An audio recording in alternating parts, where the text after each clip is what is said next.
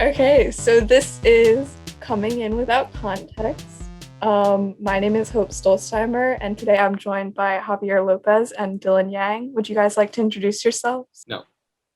I was gonna All say right. no. Damn it. Okay, neither of them wanted to introduce themselves. Today I'm going to be the host, so I'll be leading the discussion, and Dylan will be leaving us when he decides to, I guess. Bye. Today, my discussion topic is how do we solve world peace? I figured we'd do an easy one to start out. So easy. So do you have any thoughts, any theories on how we could solve world peace just before we get started? How to solve world peace? That seems like an important question in this era, especially now that we have the most powerful weapons to ever exist, hundreds and thousands of times more powerful than the bombs dropped in World War II. So it seems pretty important that we get this right, or at least if we can't get total peace, stay in a state of not too much conflict. Yeah, that's actually this was going to be later on.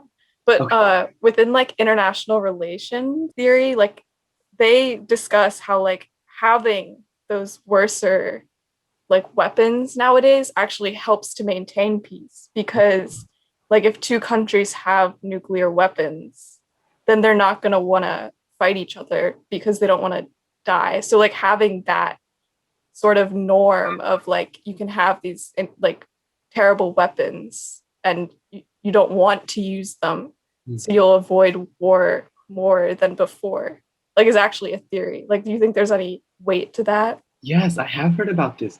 Isn't there a name for this? It's like, Yes, it is. I don't remember. probably heard this before. It's like the nuclear paradigm or something like that. Something like that. Nuclear dilemma. I don't. It's something along those lines. Yes, yes. And I'll be honest, international relations is definitely not my specialty. So take everything I say with a grain of salt. But thinking about that, I can see how that would make sense. And just if I think back, even after World War II, there were these wars that were very, well, that led to many deaths and a lot of damage. For example, Vietnam War or all these other, is it called like proxy wars? Is that what they call them? Yeah, proxy wars. Right. Where I don't think they used these more powerful weapons that were developed. There was still this conflict. And I guess there still can be conflict even without the use of those hugely dangerous weapons. And I wonder, here's something to think about. What would world peace really mean? Because it seems kind of optimistic to think that suddenly everybody will be able to agree with everybody else and there will be no conflict. That seems like a utopian kind of future. Yeah, and that's like goes into the question of is it even achievable? Like, would you have to solve each individual conflict to Mm. try and achieve it, or is there some like universality that you can find? And like, would if everyone turned to pacifism, like, would we be able to have world peace, or would you have to solve individual conflicts and just try and continue working at it? And like I another in the realist paradigm in international relations, they talk about the idea that war is inevitable. And the Mm. only sorts of ways that you can try and postpone it are through like balances of power. What's interesting is in international relations, they like to say that we're in the long peace currently, which just basically means that there's no quote unquote great wars between Mm. larger powers like the US, China, Russia, European countries. But that doesn't mean that it's like we're living in a peaceful world. No way. There's Recent events. conflict literally everywhere. And I've always found it interesting that they just kind of ignore that conflict and say, oh, we're in the long peace. Because we're clearly not. I wonder. And I wonder if that even has a sort of shift. No, not a shift. What's it called? A sort of bias that maybe says, okay, the state of the world can be described by the state of these few quote unquote developed countries like the United States, Europe, China. And maybe there is something questionable about saying it's the great peace while there are people dying all over the place in these smaller countries. Yeah, I you definitely couldn't call it peace in my book at No, least, but definitely not. in textbooks it's called the long peace, which I always found really interesting.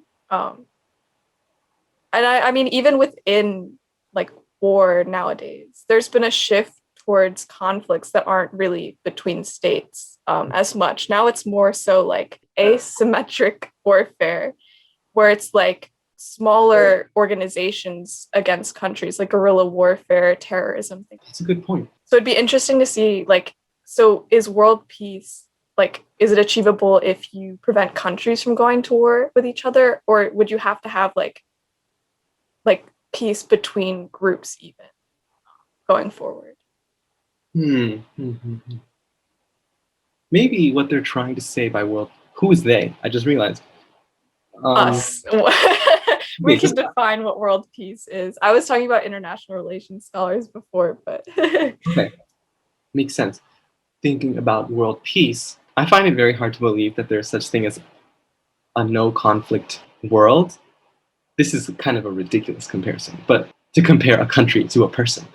But I don't know if it's so good for there to be any sort of relationship between two people where everyone just agrees with each other and dismisses their own concerns and issues.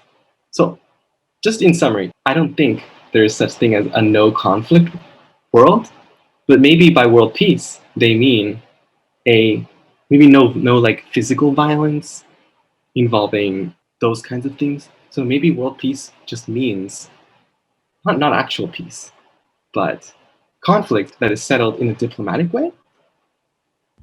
What do you think?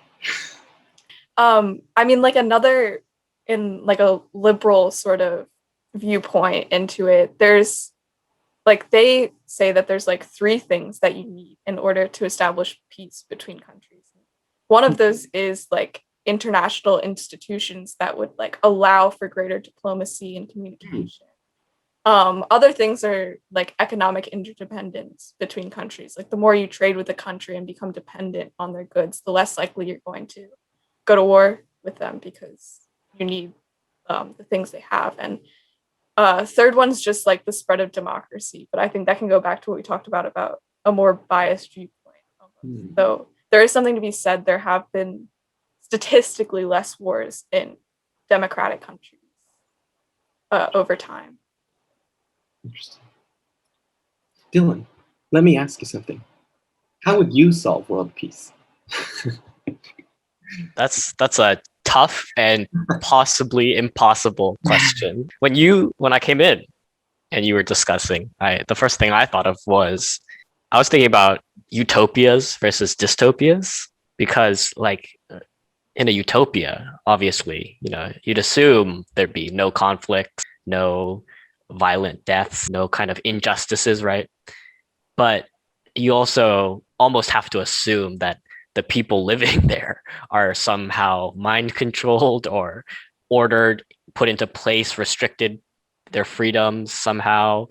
And there's like a very fine line between utopias and dystopias in a lot of like medias, literatures. Yeah, so for there to be no conflict in the world, do we need mind control? Like, is it something that could be achievable? Like, would it have to be something that's institutionalized where like you have to be peaceful or something will happen to you? I don't think that even qualifies as peace anymore. But like, what do you think going forward would be any sort of way of like making it so it's more of a norm to be peaceful?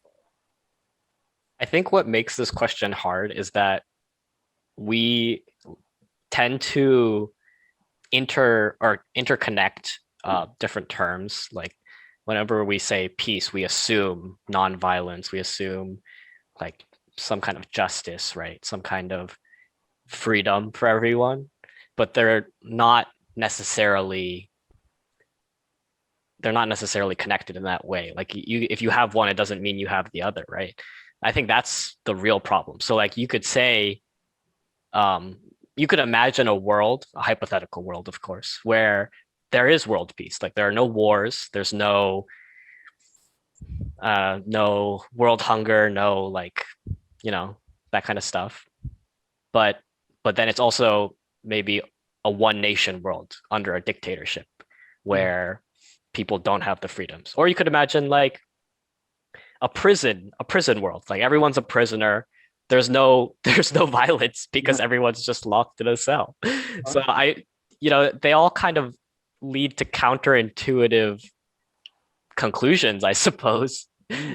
And that's I don't know if I don't personally my intuition is that it's not possible to achieve true world peace unless you create some kind of exception or you change what the definition means.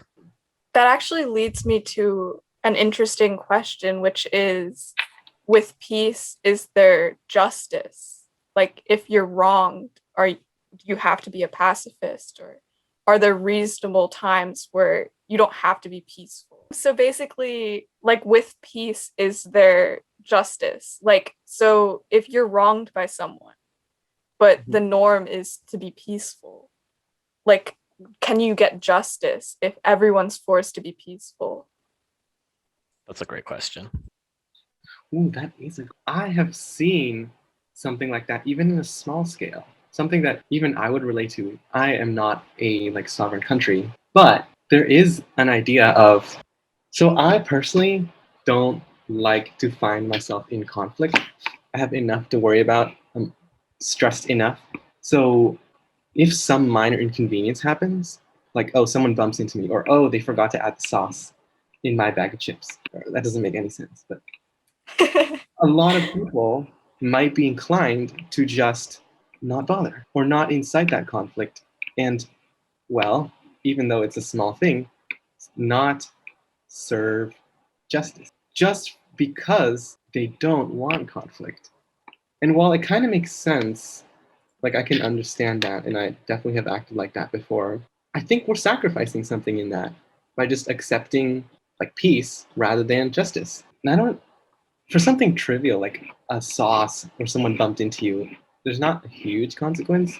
But if we start allowing even larger things on the scale of countries, that is an issue. It just makes me think that question, Hope, is very important about how we can preserve justice, or if that's even possible under world peace. Yeah, and this has actually brought me to start thinking about this isn't like within like the 80s when the Reagan administration started really criminalizing drug use. Like in their minds, they were cleaning up the streets and probably trying to make life more peaceful, per se. But in that sort of way, they were removing justice from a lot of people who were then put into a criminal system that maybe they didn't belong in. Um, and so when there's like ideas like racial equity and things like that and finding justice, how does that combine with like the notions that originally they were put in there because like society wanted to be more peaceful or wanted to clean the streets or things like that? Like, can they both exist at the same time? I think it's definitely an interesting relationship between violence and justice. Because I think maybe most people might actually say that you can't have justice without violence, but I don't know if that's necessarily true as much as people think. I was just taking a class this past semester about practical ethics, and one of the topics we covered was mass incarceration, particularly in the US, like you were talking about, Hope, where, so many people, like millions and millions of citizens, are arrested and put away for either bogus or really small, like I guess relatively small crimes, which stemmed largely from, the Reagan administration and the war on drugs. And it has continued not just in his administration, but after. And we were reading a book called Until We Reckon by Danielle Sarid. And the whole book is about this idea of restorative justice. So you don't need violence, you don't need prison to get justice. You can come to peaceful resolution between the victim and the perpetrator through dialogue and through agreed upon measures. And I think the book was really good at highlighting these examples where like individuals who are victims of violent crimes like stabbings or beatings, physical assault, they would come together with their attacker in these rooms, obviously mediated by a third party, but they would come to a resolution where both parties could walk away feeling like some kind of resolution had been met. Because, and this was like one of the main points that was so like world expanding, I guess, from the book. Our criminal justice system is completely focused on punishment, right? Mhm. It's about putting people who commit crimes away in prison and isolating them. But at no point does the legal system, does the government ever consider or try and compensate or restore the damage that's done to the victim. It's never about the victim. It's always about punishment, right? As if punishment is the end all be all, as if that's sufficient, right, for these crimes. And the only ways that people really get any kind of retribution in any sense is if they sue, right? If they bring it to the legal system. But often that costs them time and money, and it doesn't actually bring emotional resolution. That's very interesting, and something that has come up a lot. Well, I think it was maybe a few months ago at this point, when there were huge protests in Minnesota, especially with this movement of essentially it was, we need to rethink how the police system works. And this is probably all about what that book was about. Well, I think the main criticism that some people had said was, okay, these police that are put in these cities do not understand the people and are out to only punish and essentially kill, rather than, well, if there's any doubt of danger, they will kill. And that was an issue because you said it better. No, I get what you're getting at. I think like You is wanted a reform of the system. right. And it's not just that they're like it's not their fault necessarily, right? Obviously in a few cases there's definitely poor decision making, but also part of it is training, in my opinion at least, is that these individuals, these are people, these are humans dealing with other humans, but we've kind of compartmentalized almost in a way that instead of humans dealing with humans, it's police, the role police dealing with Mm-hmm. violent offenders or criminals or drug addicts or something like that, right? Potential drug addicts, potential murderers, there's always some potential there that this person that they're dealing with is violent. And then in these cases, which have been happening so often recently, they're not violent, but it's just that belief, that preconceived notion, and that fear, really, Yes. that's like inside the officers, that they're just not equipped and they're not in the correct mental state to handle these situations. And that's why there's been calls, like you said, to reshape or add on to these social systems so that we have other avenues, other branches, which are more focused on helping rather than responding and suppressing. Mm-hmm. Yeah. And I think all of that brings up another really good point where like, so is it through reforms of current systems that you can try and like find greater peace or minimize violence and things like that? Or is it through the creation of new systems entirely? So like, would you say like, oh, if they had new training programs, would that resolve a lot of issues? Or would it be like needing to form an entirely different policing system altogether?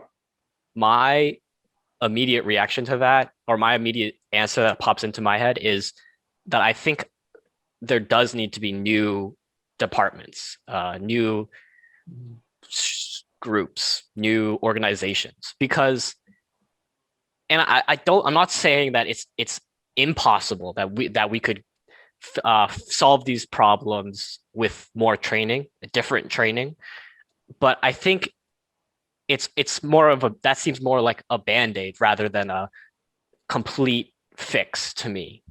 Because when I think about these occupations and how they're often portrayed in the media, like I was saying with roles, we view it as a role of the police handling a situation with a potentially dangerous criminal, right?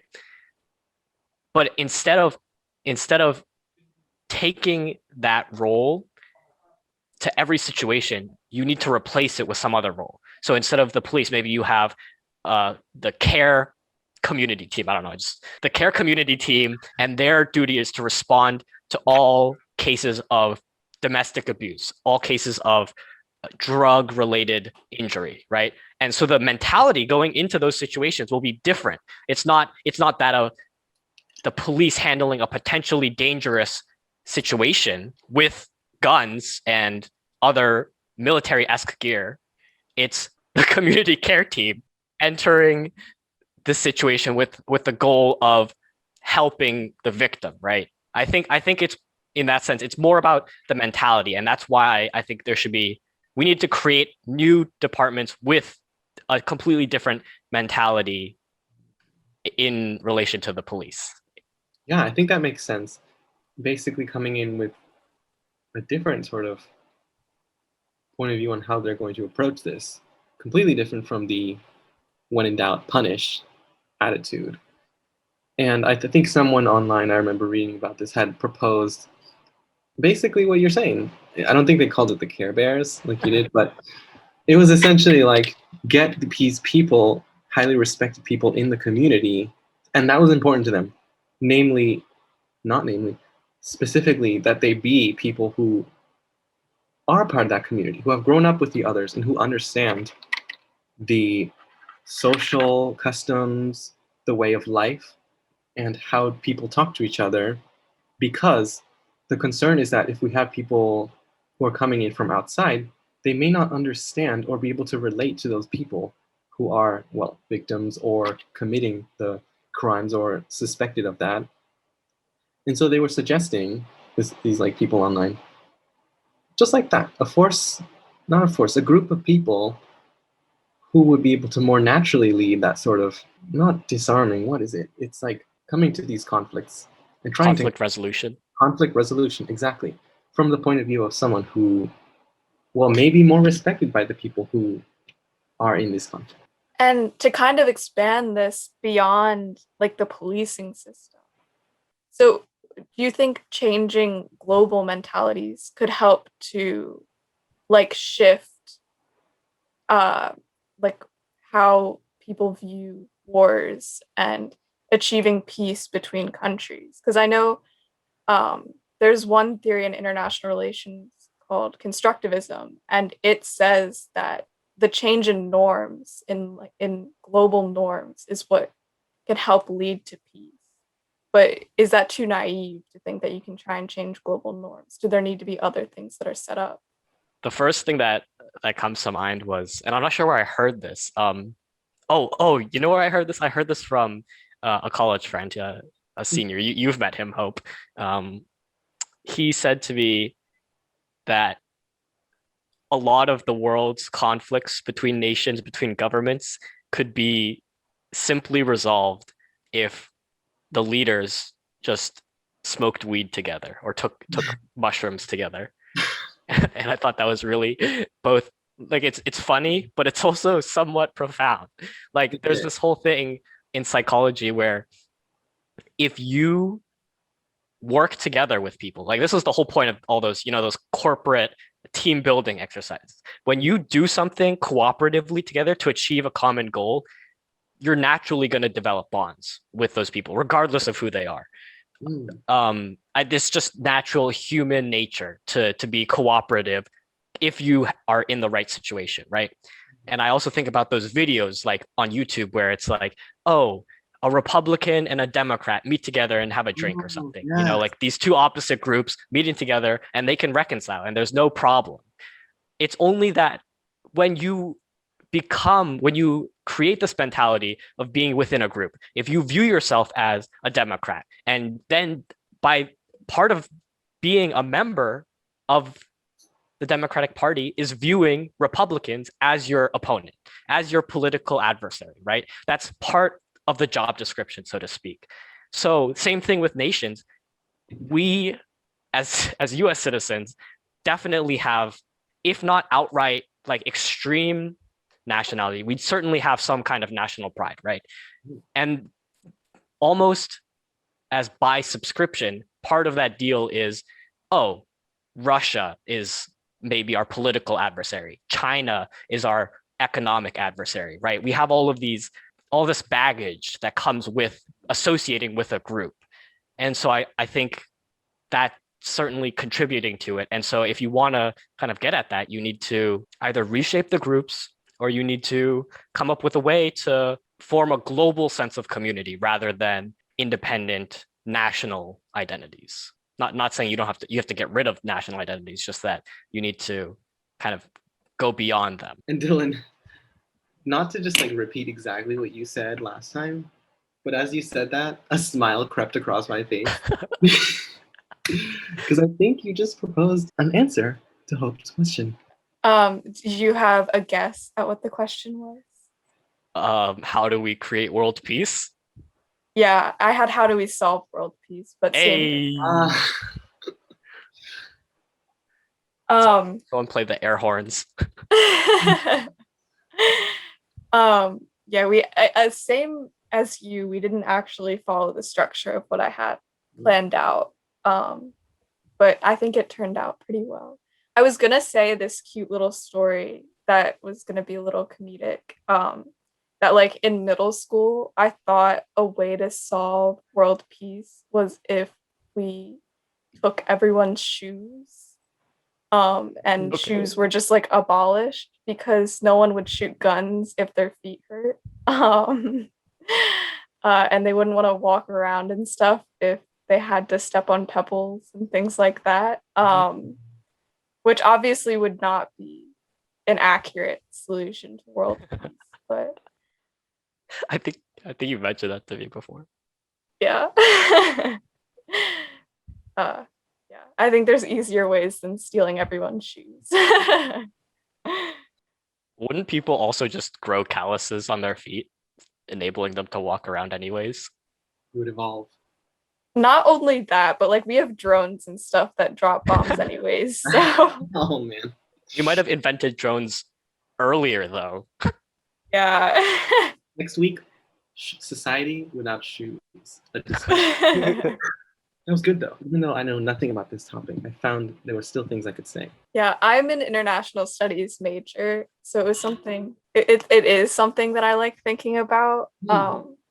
And I like looked at my notes from my intro class and like wrote them down to say like which paradigms believed which things because I didn't remember the names of them. That was good.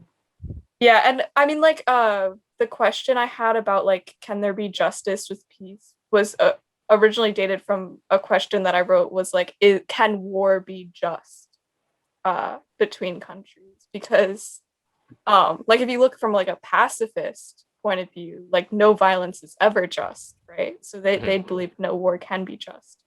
But there's actually some scholars who wrote out like a whole list of how a war can be just. I didn't write that down, but I feel like in certain circumstances it can. Like we could look to World War II and say that fighting against Germany was a just war because we were trying to save like people's lives and things like that. But I think there's a lot of circumstances where a war is not just as many as there are then.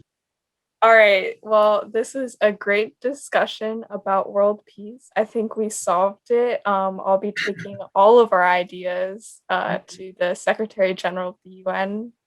Not that international institutions do all that much, but we can. And I hope you all have a great rest of your day. Bye.